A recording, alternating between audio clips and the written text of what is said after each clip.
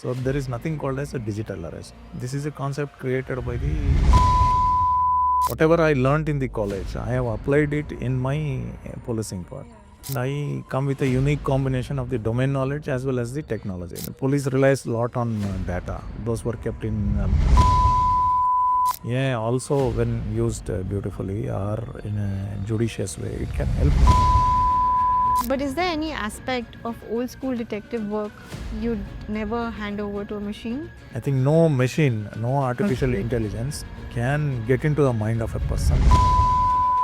So by the time today's school children grow up, what's a crime that doesn't even exist yet, but you can already see it coming? It may happen very soon. Most of the times we are becoming dependent on technology. Yes.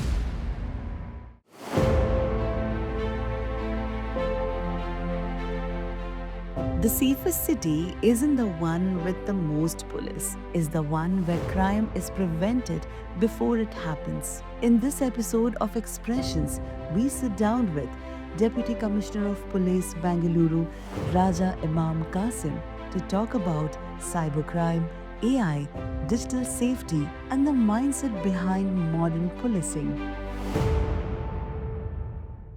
Hi, welcome to Expressions. This is Neha.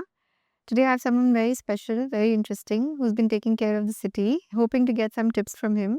Let's get to the chat.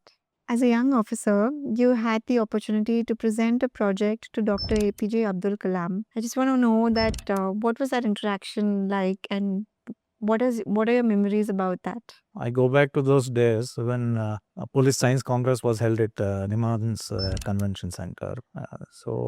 Where the technology was showcased in the police. So, what technologies were being used. So, I had an opportunity to showcase one such project called as electronic bid system. So, that's when the late president passed through my stall. So, I tried to explain him. So I remember his words. This particular solution, it may be a solution, but you should see that this problem never comes. So you should work in such a way. True to his instructions, I think we constantly kept working on technology in the police. I think today we are number one in Karnataka state.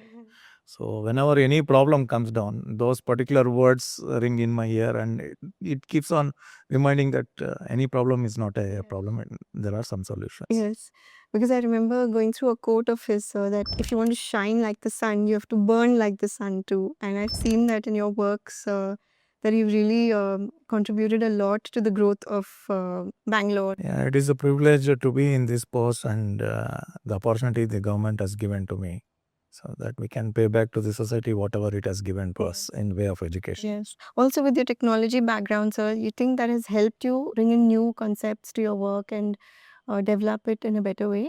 Yeah, definitely my educational background has helped me a lot in the growth of my organization as well as self-growth also. So whatever I learned in the college, I have applied it in my policing part. Yeah.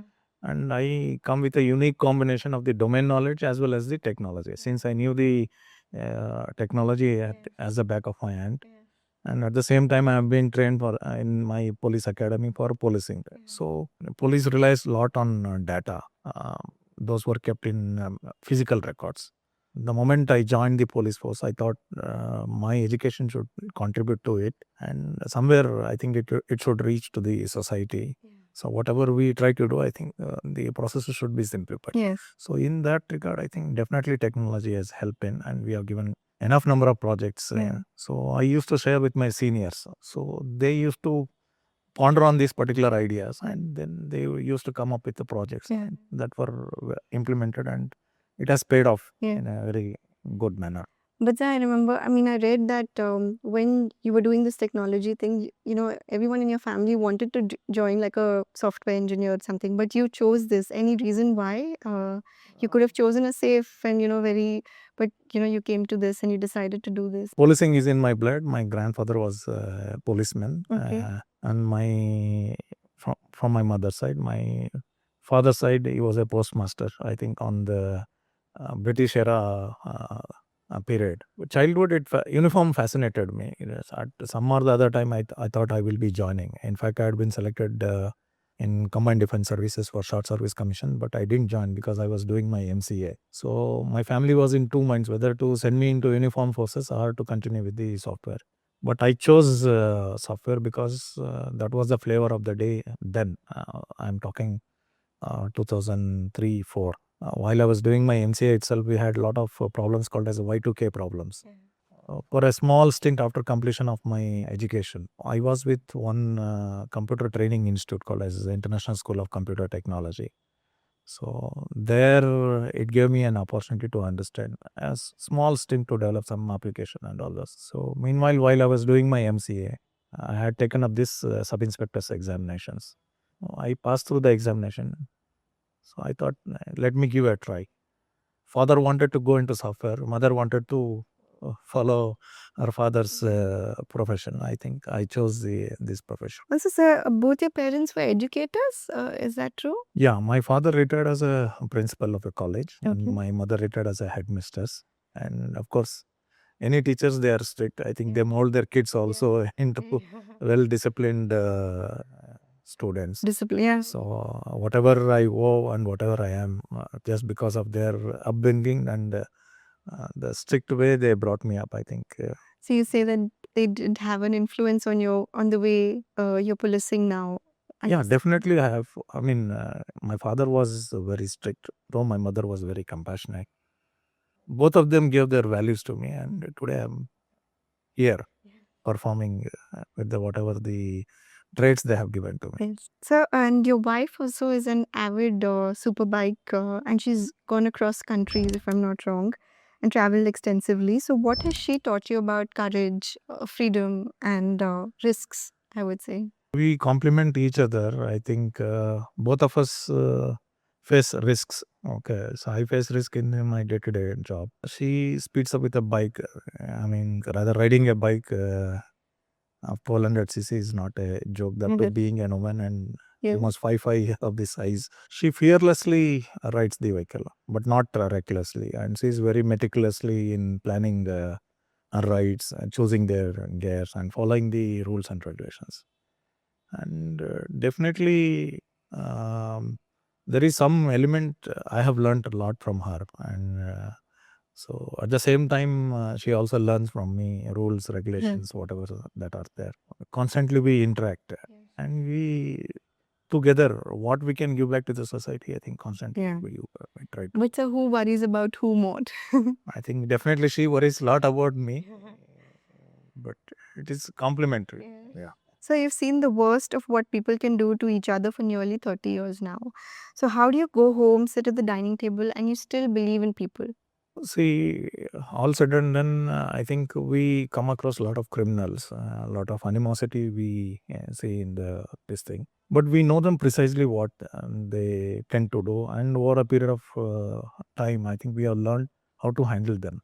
And at the same time, whatever the incident that have happened, so we should not carry it to our families. But at the same time, we also see a lot of good things in the work where I have seen neighbors, auto rickshaw drivers, shopkeepers, all of them come to help to these strangers. So somewhere there is a balance between the negativity and the positivity that we see. I think at the end of the day, when we go home, I think though we carry it, at time it is interesting to discuss with the families, and they too also contribute. Yes, we do carry something of it. Somewhere in Karnataka tonight, an elderly person is frozen in front of a phone, convinced a fake officer is about to arrest them. So you're trying to reach them before the scammer succeeds. What does carrying that responsibility really feel like to you? All said and done, whenever I try to brief my people when such things happen, I think my performance may be viewed because of some other activity. That is not bothering me much. But what bothers me is the victim, what he is going through, how fast we can reach him, and how fast we can contain the damage that has already happened. I think these people, they are scared and they would have believed some voices, opposite person, thinking that he is a genuine person. The first and the foremost thing is we need to calm the person who has undergone this one, because he is under constant fear. Over a period of time, this fear will try to demotivate him and he may even lose his confidence about his judgment, what he has done. So in that way, I think definitely we will be approaching, and constantly you would have seen in newspapers, we aim at creating awareness. Of course, however intelligent you are, I think the criminals are also trying to come up with newer and newer ways to con people. I think so. We will have to be abreast with what is the latest and try to console the people. But so, what are the measures, that one or two tips that they could immediately do if they know that they've been scammed? The first and the foremost thing, digital arrest is a concept that doesn't exist in the rule book. Okay. So there is nothing called as a digital arrest. Okay, this is a concept created by the criminals to con the people. So whenever you come across anybody, specifically through online, so first you should not believe it, whether it is true or not, and try to cut the calls or try to interact in a language which they don't understand. So the moment there is no communication between you people, you cannot be conned. For example, if he is talking in English or in Hindi, you try to talk in Kannada. So that language will he cannot understand. So that communication barrier is cut, and you are not giving opportunity for them to con you further. Second thing is any call, any video call, nobody will come over a video call and arrest you. It is not a possible. So whatever that is defined in the law is physically you have to be approached, a proper notice has to be given to you, and explanation has to be sought. Only if we are convinced, then physically we are arrested. So there is nothing called as a digital arrest. And they may come up with a lot of fake documents that have been created using technology, and they are not genuine. Okay, and sometimes if they come up with a document consisting the logo of the Supreme Court of India and the police commissioner, I think it already gives that document is a fake. So try to immediately contact your near and dear ones. Or otherwise, there is something called as 1930. You can report it on that. That is a golden hour. If at all you are already con and if you have already shelled out some money, I think you keep all the evidence that you have shared and immediately report, so that so there is a mechanism. The moment you report it, whatever the accounts that the funds have gone into, it automatically get frozen, and further damage can be contained. And in the panic, I would appeal you, people should not destroy the evidence by deleting, uninstalling the application and all. Yes, one thing you can do is on the device which you are being contacted, ensure there is flight mode enabled, so that whatever data that is being taken away by way of installing some application on your device can be prevented. Okay, so the moment there is a disconnection in the network by way of putting in the flight mode, there is no internet connectivity, people cannot come onto your device and take up. And later, until such time you report and that particular device is captured and preserved, don't try to destroy, because that evidence is very key for tracing the criminals and at the same time getting justice for the victims. So until now, scam calls relied on bad accents, shaky stories. Soon, scammers will be able to perfectly clone your son's voice using AI. What's the kind of call that could fool even careful people? And can law enforcement still stay ahead of it? Yeah, definitely. See, when everything depends on the latest technology, there are simple tips where you can beat the technology. Okay, I will just give an example. One of my classmates, he gave me a frantic call. Somebody from CBI has contacted his wife and his daughter has been arrested. The moment he called me, I knew that it was a scam. Then I told, first try to contact your daughter where she is and try to find out, and ask his wife to cut the call, because she was on a con call with her husband. I told, accordingly she did it. So later on they called their daughter. So the daughter was merrily in some other place enjoying with her friends. So he was astonished. The voice that was there, whatever that was played, it exactly resembled daughter's voice. So how this can happen, I can just give a brief thing. So in the social media area, most of the time what actually happens is people tend to share their voice clippings, their video clippings. From there, these particular criminals, they profile you, they take that particular audio and using the artificial intelligence, they will try to imitate as a person. So whenever you come across such situations, I think whenever it is a close family or they are trying to demand you, or they are trying to cry, or they are trying to ask for money, family should come up with something called as some passcode or some word. If they tell that particular, then it is genuine that it is a human being behind the call that is responding. It is not any other machine that is trying. So that's where we can trick the technology also. Simple passcodes or passwords or passphrases, they will help in debunking this particular efforts to. Very cool, sir. Yeah. What's one part of policing that AI can improve and something that AI cannot do anything about? Basically, artificial intelligence, definitely it will reduce the efforts that has been taken on. At the same time, it eats away a lot of resources like power, water, Yeah. all sorts of things. And in the future, all these machines, they are power crunchers. Huge data centers are coming up. I think we may fall short on their resources.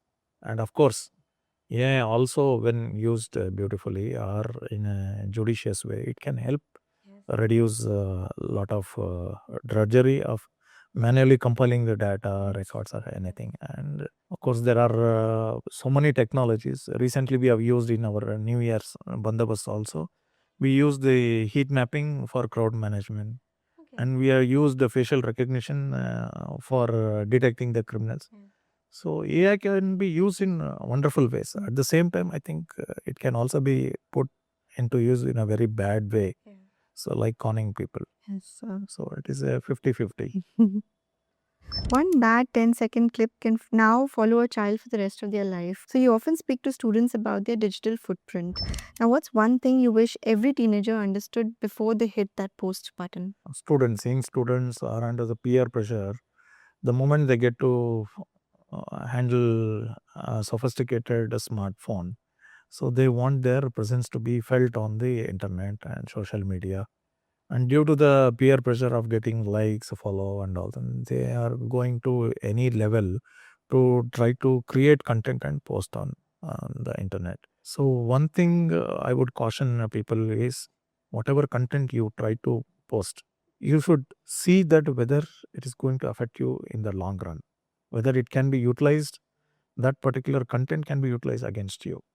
Of course, there are enough methods on the device itself from where you are trying to post it to safeguard those permissions. For example, there is a simple torchlight application. Why should it ask contact details? Yes. The very purpose of the torchlight app is only for glowing up the place. Yes.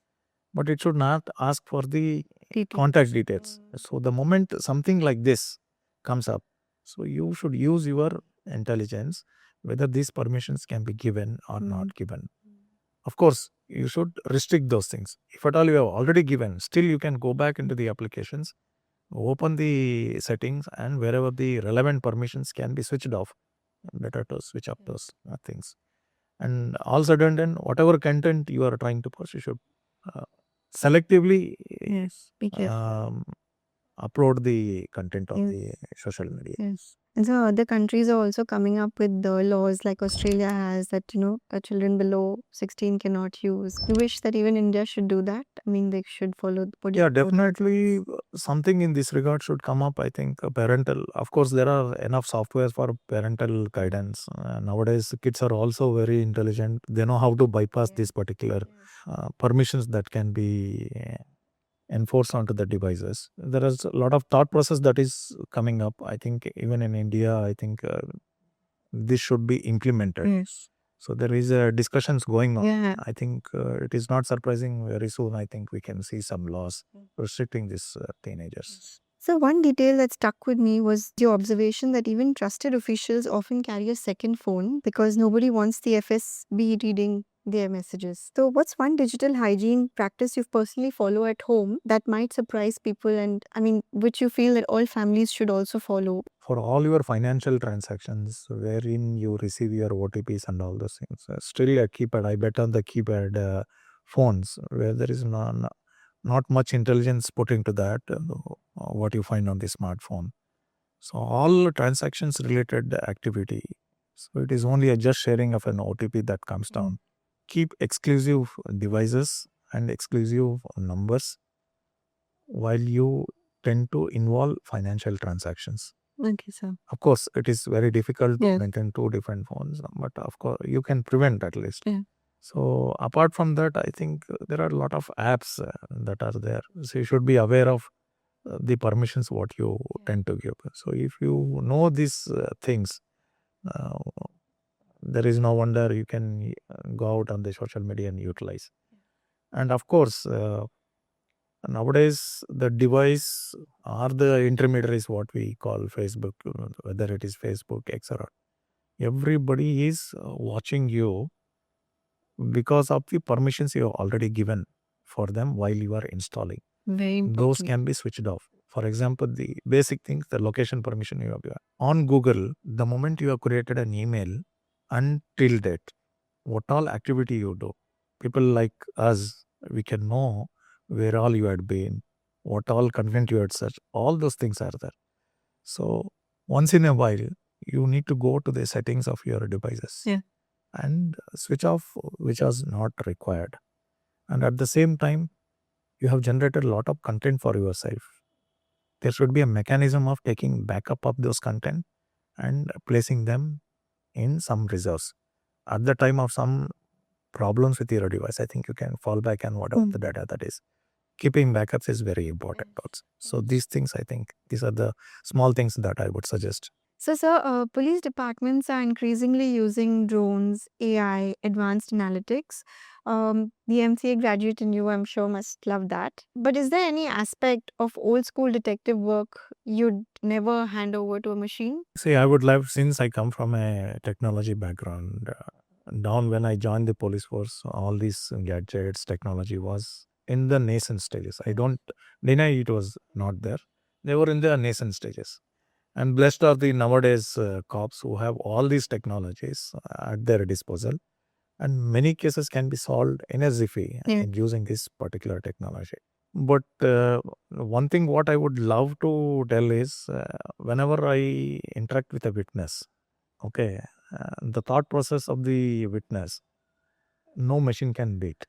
I think no machine, no artificial intelligence can get into the mind of a person and what thought process is coming out that it cannot visualize.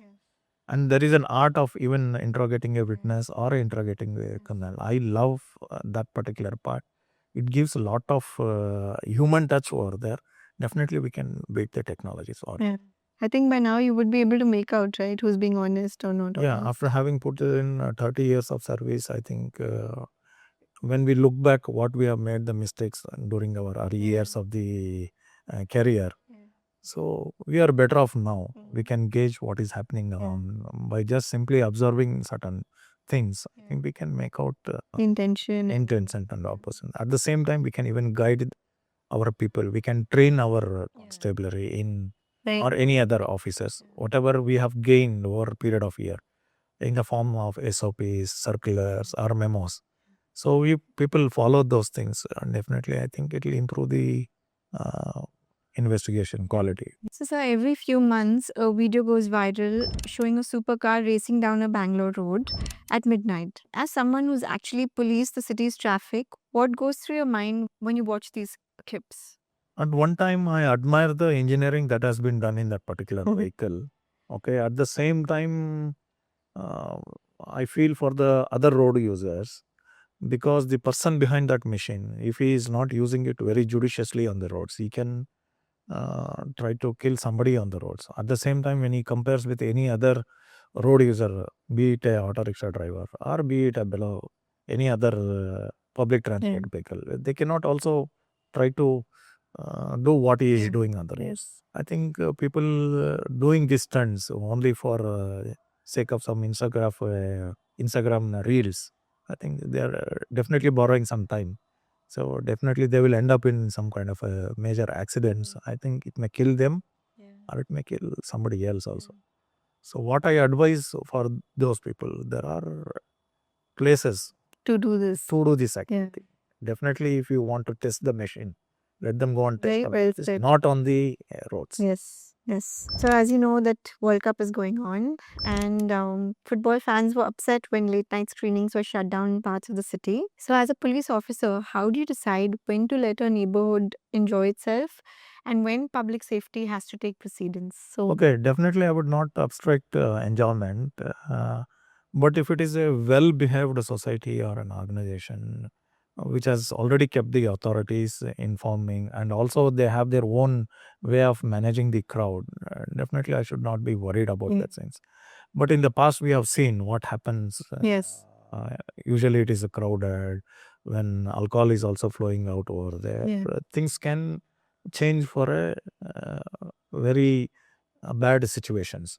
So, in view of avoiding such situations, and also in the interest of the other citizens Yes. who are not part of this kind of enjoyment, I think we are balancing. And of course, this is a tough question you have asked me. Fairly, I would allow them to enjoy, but if it is in a very conscious and disciplined manner. Yeah.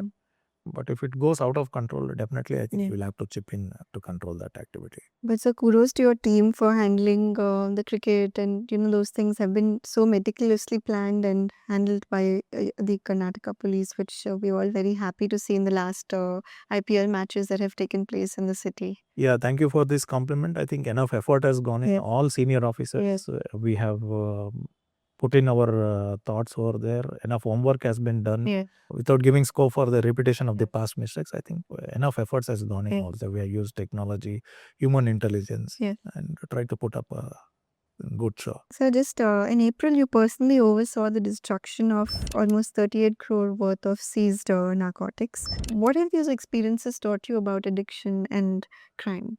See, of lately, the youth is getting involved in abuse of these substances. Once again, I tell the peer pressure, and at the same time, the ingenuity of the peddlers coming up with a newer ways of peddling activity. I feel sad when I see that particular drugs destroyed, and at the same time, I'm happy that it has kept some village or some neighborhood Safe. very safe and quiet, for the reasons that when people trying to consume that this thing, the way they behave, that has been snubbed in the thing. At the same time, I feel very bad and sad also, because it has ruined the families. Okay, for now, I think that particular, whatever the figures, I'm not interested. The statistics, not I am interested. I'm interested is somebody else is saved. The families are saved. The addicts have saved. I think all this material, they would have got the funding from the addicts themselves, their families. So enough of resources have been wasted over there. That has gone away and the peddler has enjoyed. But at the same time, I'm happy that we have prevented something. Yeah. So we constantly try to prevent such activity and appeal people also, if they tend to get some inputs, let them pass on to 112, or there is exclusive number called as 1933 or 1908. So let the people inform us. I think we are there to bust the peddlers. Yeah. So was there a case that everyone told you couldn't be cracked, but you refused to give up on it? Of course, there are several cases. I think there is one particular case in which, while I was additional SP Chikballapura, where two incidents of kidnapping for ransom had happened. And there was a notorious criminal who was behind it. I think he had more than 30 odd cases against him, and he had injured the policemen in the past, and he had taken lot of people for a ride. He was involved in murders and all those things. So we took it as an opportunity, and there again, technology could not help us, but we hired an artist who could draw the portraits, and based on that particular portraits, I think we could figure out who the person was, and we could nab that particular person, because this person was involved in lot of criminal activities. In the criminal world, it had sent a lot of messages that he cannot be caught. We did definitely catch him, and he's behind bars. So by the time today's school children grow up, what's a crime that doesn't even exist yet, but you can already see it coming. When this question comes down, I relate this particular question to one movie. I think probably all of you would have seen, Matrix. Yes. So I foresee machines would take over human beings. So we are seeing a lot of things already happening. I think recently I heard in China one robot started begging. So these machines can take over if we are not careful. Definitely, they can seep into the criminal world also and try to enslave us only. It may happen very soon. I think most of the times we are becoming dependent on technology. So I think there should be somewhere where it should stop and basic human intelligence should work.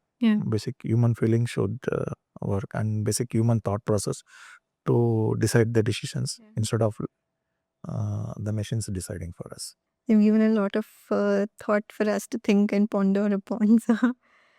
You spent nearly 3 decades in the police force. So, what has kept you motivated throughout all these years? See, every government, I think it puts off a lot of infrastructure funds in grooming the students, giving them the education, and at the same time, these students either they earn for themselves a name in the department or wherever they are working. Whatever work we have done, sometimes we cannot continue to work continuously. Of course, there is some kind of a retirement that happens. So even after the retirement, I think I would like a person who has contributed to the society and he is being remembered for whatever that he has done. So I look everyone to be that person. So that's how I feel about the department. And so, have you become more optimistic or more cynical about people after all these decades of work? See, always good will win over evil. Yeah. By being cynical, I think we are not Helping the helping situation. us. Of course, I feel good about the society. Always good things will come up. Yeah. And so, how would you like Karnataka to remember you as beyond your uniform? I come from a family where both my parents are educators. Given an opportunity, of course, it is a different kind of a school where I use my badge to teach criminals and at the same time alert citizens. So I would be love to be remembered that always I look forward for giving to the society by way of educating them. Thank you very much, sir, for this enlightening conversation. I've learned a lot from you today. Thank you so much. Thank you, madam. This conversation reminded us that technology can make life easier, but awareness, integrity, and good judgment are what truly keep us safe. A big thank you to Deputy Commissioner of Police Raja Imam Kasim for joining us on Expressions. If you enjoyed this episode, don't forget to like, share, and subscribe to the New Indian Express. Until we see you next time.